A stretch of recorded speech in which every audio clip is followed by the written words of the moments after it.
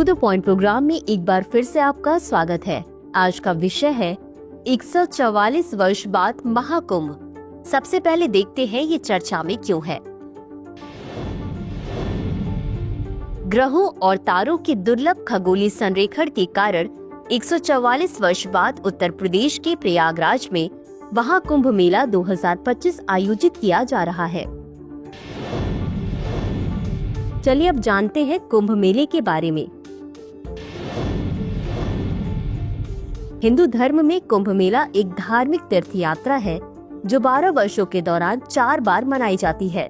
कुंभ मेले का भौगोलिक स्थान भारत में 4 स्थानों पर फैला हुआ है: प्रयागराज, हरिद्वार, उज्जैन और नासिक। इस वर्ष लाखों भक्त उत्तर प्रदेश के प्रयागराज में गंगा, यमुना और पौराणिक सरस्वती नदियों के त्रिवेणी संगम पर पवित्र डुबकी लगाने के लिए इकट्ठा होंगे।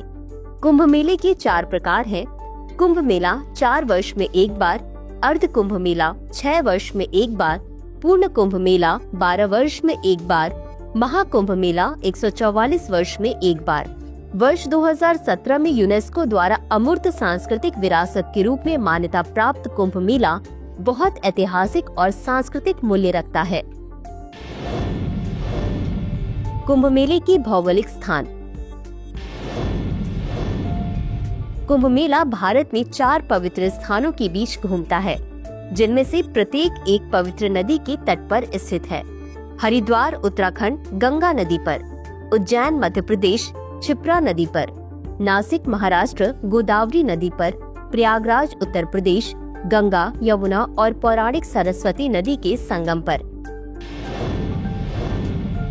चलिए अब देखते हैं कुंभ मेले का ऐतिहासिक विकास।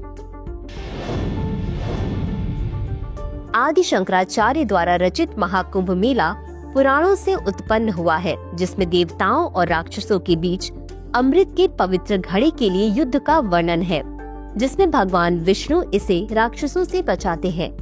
मौर्य और गुप्त काल के दौरान कुंभ मेला भारतीय उपमहाद्वीप के तीर्थयात्रियों की छोटी सभाओं के रूप में शुरू हुआ। हिंदू धर्म के उदय के साथ इसका महत्व बढ़ गया, खासकर गुप्त जैसे शासकों के अधीन, जिन्होंने इसके स्थिति को ऊंचा किया। पुष्यभूति वंश के राजा हर्षवर्धन ने प्रयागराज में कुंभ मेले के आयोजन की शुरुआत की।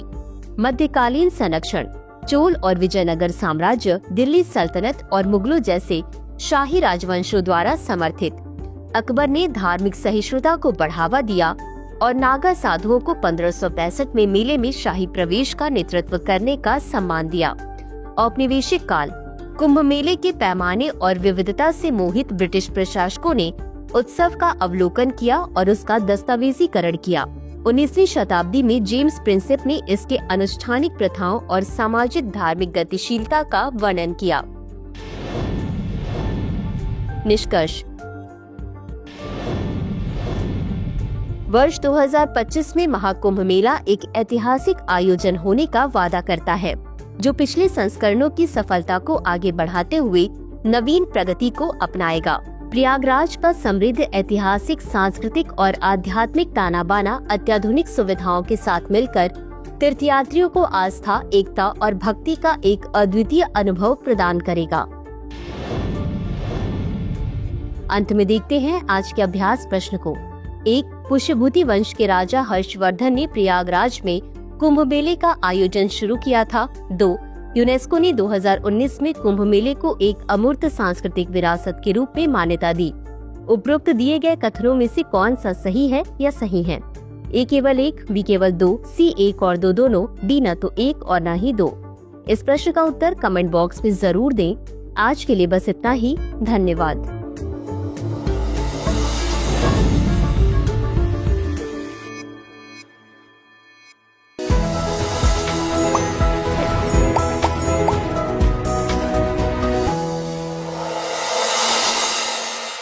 डियर व्यूअर्स, अपने एग्जाम की तैयारी को और बेहतर करने के लिए हमारे चैनल को लाइक, शेयर और सब्सक्राइब करना न भूलें।